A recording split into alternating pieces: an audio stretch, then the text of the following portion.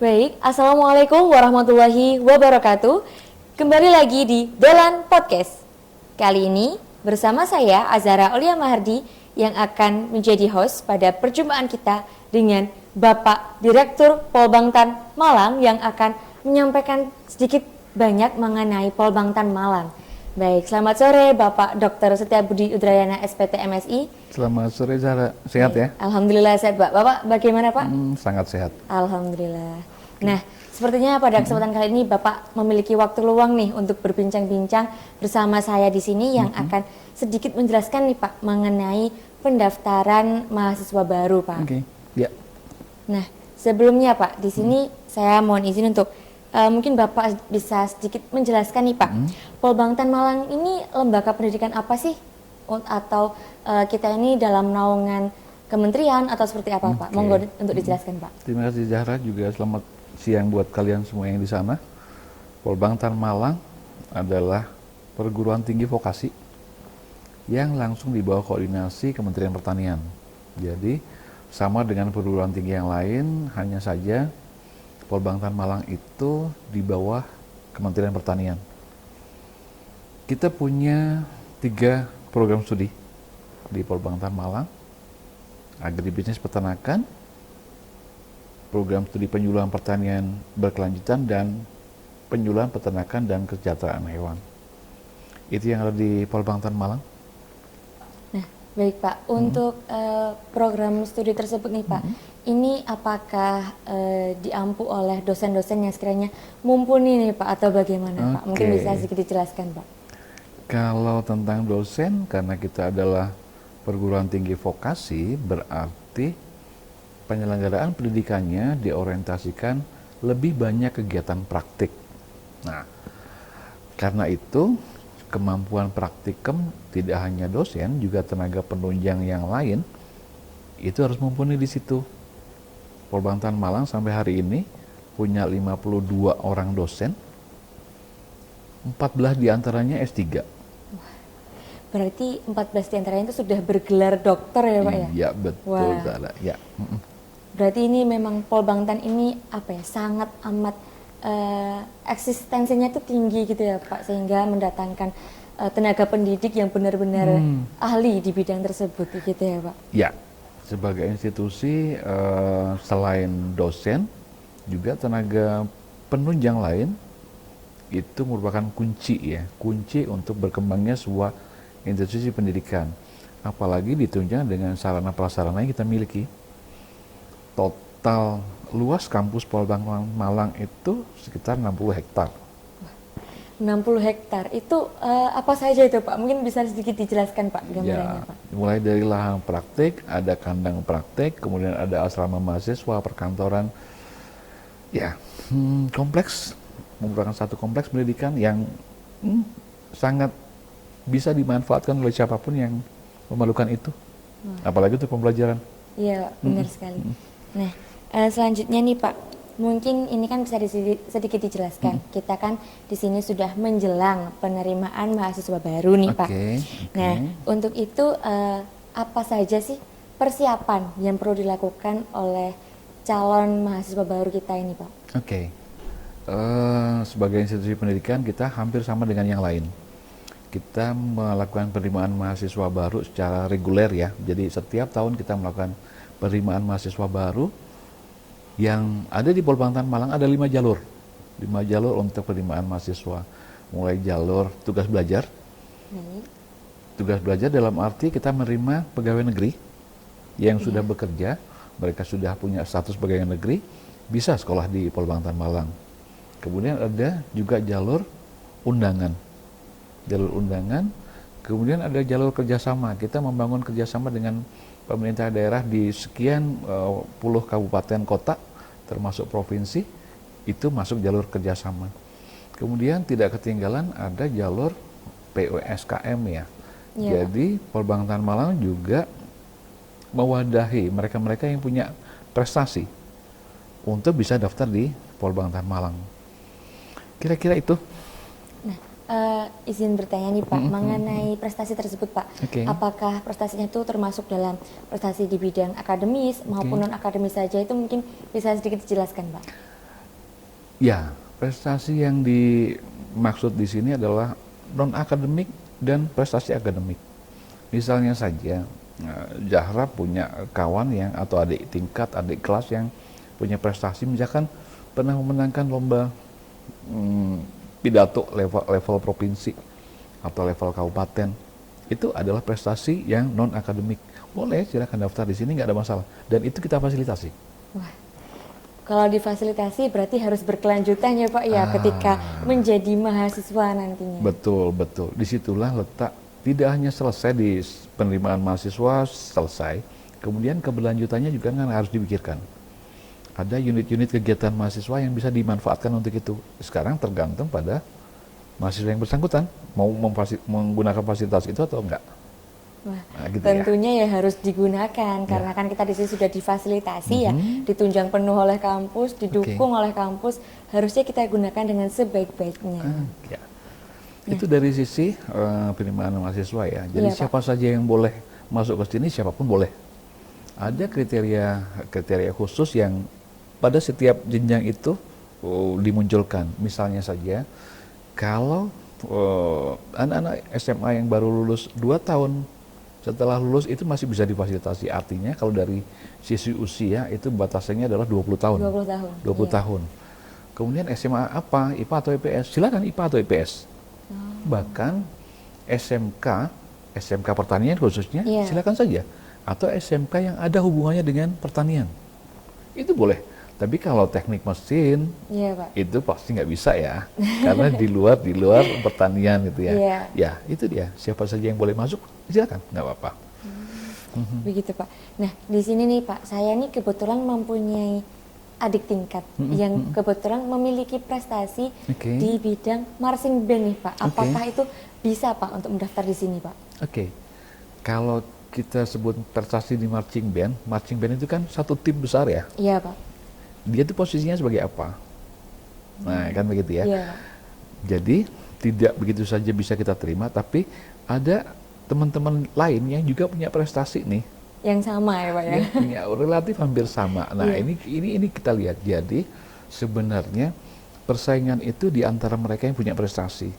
So, mereka yang terbaiklah yang akan bisa terpilih. Iya Pak. Ya, itu dia. Nah, untuk batasan atau tingkat minimum prestasinya nih Pak, apakah di level kabupaten, provinsi atau bagaimana Pak? Ya, kita mengapresiasi mereka yang punya prestasi semakin tinggi ya, itu semakin kita apresiasi. Minimal di level kabupaten. Kalau di level sekolah atau level RT, kelurahan kayaknya enggak ya. Enggak termasuk golongan itu ya. Seperti lomba 17-an kalau itu ya Pak. Baik Pak. Nah, untuk sama bagi kita nih Pak, mungkin dari kebanyakan mereka tuh ada yang bertanya-tanya nih Pak, bahkan ada yang ingin mendaftar 2 kali nih Pak malahan Pak. Nah itu apakah bisa atau diperbolehkan Pak? Mengingat jalur pendaftaran yang kita miliki ini kan memiliki jangka waktu. Nah, betul. itu bagaimana Pak? Mohon dijelaskan Pak. Sebenarnya sepanjang dia tidak bersamaan waktunya pada setiap jalur itu kan ada 5 jalur ya. Ketika dia mendaftarkan tidak pada waktu yang bersamaan, bisa saja. Misalnya, yang pertama kita lakukan ini adalah jalur undangan dan jalur tugas belajar. Ketika masuk di mendaftar di jalur undangan kemudian belum bisa diterima, bisa masuk di jalur umum. Nggak ada masalah dengan itu. Artinya 2 kali mendaftar pun nggak ada masalah sepanjang tidak berbenturan waktunya. Baik Pak. Tadi kan Bapak sedikit menyinggung mengenai jalur undangan nih. Nah, untuk jalur undangan sendiri ini tuh seperti apa sih Pak? Apakah dari kampus ini mengundang atau bagaimana Pak? Ya, biasanya kita menyurati SMA atau SMK yang punya afiliasi, punya kerjasama dengan kita. Jadi kita bersurat bahwa Polbangtan Malang akan melaksanakan penerimaan mahasiswa baru. Kemudian silakan bagi SMK atau SMA yang punya siswa-siswa berprestasi, silakan dikirim melalui jalur undangan. Itu. Kemudian yang kedua, kita juga punya jalur undangan dari petani-petani yang punya prestasi di wilayahnya. Jadi misalnya, Zahra dari mana asalnya? Saya kebetulan dari Kabupaten Kediri, dulunya dari SMKPP juga Pak. Dari SMKPP. Misalkan dari Kediri ada ketua kelompok tani yang berprestasi di level kabupaten. Beliau punya putra, kepingin masuk di sini, itu melalui jalur undangan nggak apa-apa. Oh, Ya, begitu. betul. Kemudian ada lagi jalur undangan yang mereka dari daerah 3T. Apa itu Pak 3T itu? Mungkin bisa dijelaskan nih Pak supaya teman-teman juga Tertinggal, tahu. terluar, dan termiskin. Oh, Itu di Indonesia. Ada daerah-daerah yang sudah ditetapkan sebagai wilayah 3T. 3T. Itu kita kirimi ke mereka, kepala sekolahnya, untuk kemudian bisa masuk di kita melalui jalur undangan. Jadi kita mengundang mereka untuk yuk masuk gabung di Polbangtan Malang. Nah, kemudian nih Pak, untuk jalur undangan tersebut, apakah itu pasti diterima atau nantinya tetap akan mengikuti ritme tes yang sudah ditentukan Pak? Oke. Karena jalur undangan juga sangat banyak. Iya Pak. Iya. Dan pasti mereka akan bersaing dengan sesama jalur undangan. Iya. Jadi intinya adalah siapapun yang punya prestasi kita fasilitasi, kita undang, kemudian mereka bersaing di antara mereka sendiri. Jadi ya mau tidak mau pasti akan terpilih yang terbaik di antara yang ada. Terbaik. Iya, benar sekali Pak. Nah, Nah, selanjutnya nih Pak, untuk camaba kita ini kan kebanyakan itu berasal dari SMKPP dan juga SMA. Apakah dari kampus kita ini juga menerima lulusan dari madrasah aliyah nih Pak? ya, kalau di madrasah aliyah kan ada IPA atau IPS gitu ya? Iya Pak, Ya, benar sekali. tetap bisa. Karena kita tidak membatasi itu ya. Sepanjang dia IPA, nggak ada masalah karena pertanian kaitannya atau peternakan erat kaitannya dengan kegiatan-kegiatan eksak. Iya. Eksak itu kalau dianalogikan ketika kita SMA adalah dia IPA. Iya, benar sekali Pak. Itu dia. Jadi ini tidak ada batasannya untuk teman-teman yang berasal dari madrasah aliyah juga bisa mendaftar asalkan sesuai dengan jurusan. Oke. Ya, ini jurusan IPA dan IPS ya Pak Oke. ya. Selanjutnya nih Pak, tadi kan sudah disinggung mengenai prodi yang ada di sini nih Pak. Ada agribisnis peternakan, ada penyuluhan pertanian berkelanjutan, dan juga ada penyuluhan peternakan dan kesejahteraan hewan. Nah, outputnya nih Pak dari ketiga prodi tersebut ini nantinya akan menjadi apa nih Pak? Kalau kita sih pengen ya, begitu lulus dari Polbangtan Malang, sudah bisa melakukan usaha sendiri atau segera memperoleh pekerjaan. Karena sesuai dengan arahan pimpinan di Jakarta, Polbangtan, setiap Polbangtan di Indonesia harus menghasilkan job creator sebenarnya. Satu. Kalau job creator berarti dilatih untuk melakukan kegiatan wirausaha sejak di bangku kuliah, kan gitu ya? Iya Pak. Oke. Yang kedua, mereka-mereka yang nggak punya passion buat wirausaha, Menjadi wirausahawan. boleh menjadi pekerja atau job seeker. Tentunya karena kita adalah perguruan tinggi vokasi, job seeker yang seperti apa? Yang punya kapasitas kemampuan teknis bagus.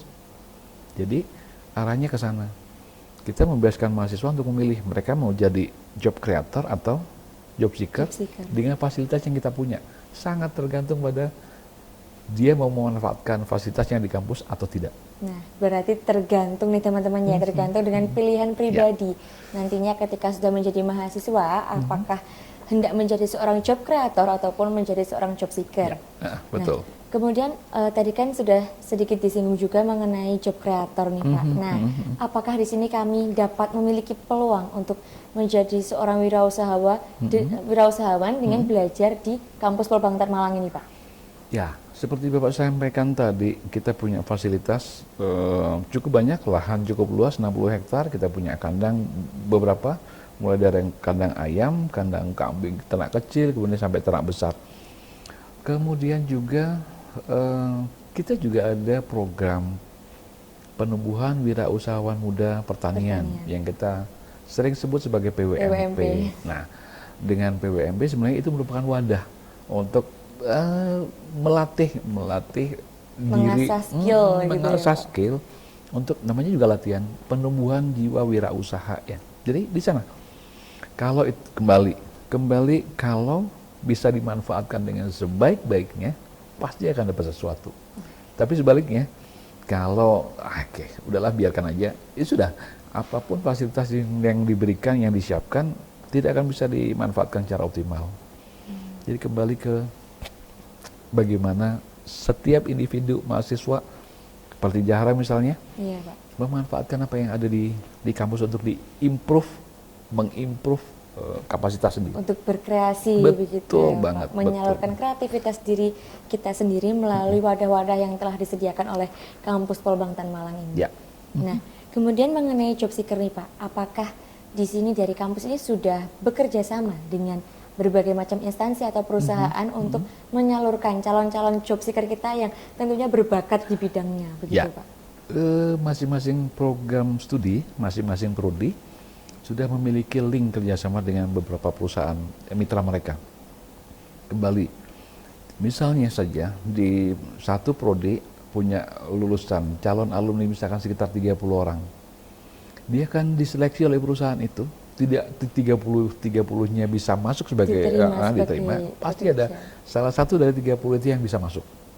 Ini kan begitu ya? Iya, benar sekali, Jadi Pak. mulai dari seleksi di awal masuk sampai pun nanti ketika harus diseleksi oleh mitra kerja kita untuk bisa direkrut sebagai calon pegawai mereka, tetap akan ada mekanisme seleksi. Saat ini beberapa teman-teman Zahra juga sedang melakukan magang di berbagai perusahaan. Iya, benar sekali. Nah, sebenarnya ketika magang itu dimanfaatkan dengan baik, dengan menunjukkan kinerja yang bagus, bisa saja perusahaan tempat magang itu kemudian, kalau sudah lulus masuk di tempatku aja. Wah, jadi Kan ini begitu ya? sebuah peluang nih ya teman-teman. Ya. Jadi ketika magang itu harus dioptimalkan supaya nantinya tuh, wah ternyata kok perusahaan ini tertarik nih dengan Ya. kalian-kalian sebagai salah satu tenaga ahli nantinya ya Pak ya. Betul. Nah, mungkin itu dulu Pak yang dapat saya tanyakan. Rangkuman pertanyaan-pertanyaan dari teman-teman calon pendaftar atau calon mahasiswa baru kita Ya. yang sangat luar biasa dan antusias sekali nih Pak. Karena kan memang kuota yang kita miliki juga sedikit ya Pak ya. Kita kuota setiap tahun 210 orang. Nah, itu nih teman-teman. Bisa 210 dicatat orang. ya teman-teman ya. Kuota kita hanya 210 orang. Karena semua penyelenggaraan pendidikan itu dibayar oleh negara. Nah, jadi kita benar-benar beasiswa ya Ya, Pak ya, beasiswa iya. dari Kementerian Pertanian. Betul, beasiswa tapi bukan ikatan dinas ya. Iya Pak. Kita perguruan tinggi kedinasan memberikan beasiswa dari negara tapi bukan ikatan dinas. Oleh karenanya menjadi job seeker atau job creator itu sangat tergantung pada mahasiswa itu sendiri. Dan sebenarnya Zahra, diinfokan saja ke teman-teman di luar sana, kalau mau akses bisa lewat website kita toh. Oh iya, benar Ya. sekali nih Pak. Nah, jadi teman-teman kita di sini memiliki website untuk pendaftaran mahasiswa baru, yakni pmb.polbangtanmalang.ac.id. Ya. Nah, nanti teman-teman bisa memantau pendaftarannya di sana ya Pak ya. Betul. Nah, karena untuk pendaftarannya juga waktunya itu tentatif dan juga terbatas. Ya. Benar sekali ya Pak ya. Dan kita mulai tanggal 6 Maret. Wah, dimulainya dari tanggal 6 Maret nih teman-teman. Udah Ya. sebentar lagi ya Pak ya? Iya, sangat. Sekitar minggu depan nih Ya, teman-teman. minggu depan. Nah, untuk penutupannya itu mungkin bisa diperkirakan kapan nih Pak? Mengingat kita kan memiliki 5 jalur nih Pak. Nah, itu kan pastinya berbeda-beda. Untuk paling akhirnya saja nih Pak, itu kapan Pak? Sekitar bulan Juni ya. Nah, sekitar bulan Juni. Berarti teman-teman masih ada waktu kurang lebih 3 bulan nih teman-teman. Tapi jangan salah, harus mencobanya itu dari tahap awal dulu nih. Ya. Jadi kalau tahap pertama, aduh kok saya masih gagal ya di sini. Coba lagi aja terus sampai kalian bisa menjadi salah satu mahasiswa kebanggaan dari Polbang Tan Malang. Amin. Ya. Baik, mungkin itu dulu Pak yang dapat Oke. saya tanyakan rangkuman soal dari teman-teman sekalian. Rangkuman Mungkin soal, ya. nantinya karena kan kami kan di sini memiliki grup nih Pak ya, di Oke, grup dalam ada ya. salah satu media sosial Telegram nih Pak. Nah di sana tuh teman-teman tuh banyak yang nanya Pak, oh ini gimana sih untuk jalur ini gimana seperti itu Oke. Pak. Ya mudah-mudahan dengan kita ngobrol begini menjadi bahan inspirasi buat teman-teman Zahra di luar sana ya. Amin. Oke, kita tunggu kalian di Polbang Tan Malang. Baik, sekianlah perjumpaan saya dengan Bapak Dr. Setia Budi Udrayana SPT MSI dan terima kasih banyak Bapak Oke. atas waktu yang telah diluangkan untuk menyapa teman-teman sekalian. Oke, sama-sama Zahra, sehat selalu ya. Amin. Nah, baik teman-teman, sekian perjumpaan kita pada sore hari ini. Saya Azhara Aulia Mahardi pamit undur diri. Wassalamualaikum warahmatullahi wabarakatuh. Waalaikumsalam warahmatullahi wabarakatuh.